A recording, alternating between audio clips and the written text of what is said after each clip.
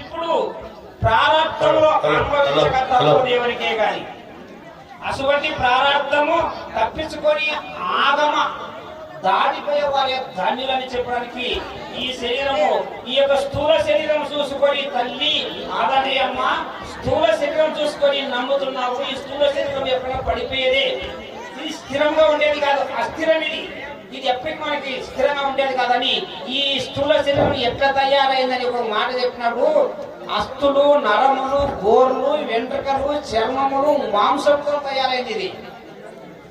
ఇది ఏమిది? అస్థులు అంటే ఏమి? ఎముకలు. అస్థులు, గోర్లు, వెంట్రుకలు, ఆ తర్వాత చర్మము, ఆ తర్వాత మాంసం, ఆ తర్వాత రక్తం. ఇన్నిటితో తయారైన ఈ శరీరం ఒకప్పుడు కుళ్ళిపోతుంది. ఈ శరీరం శాశ్వతంగా తల్లి నిన్ను చావు పుట్టుక లేని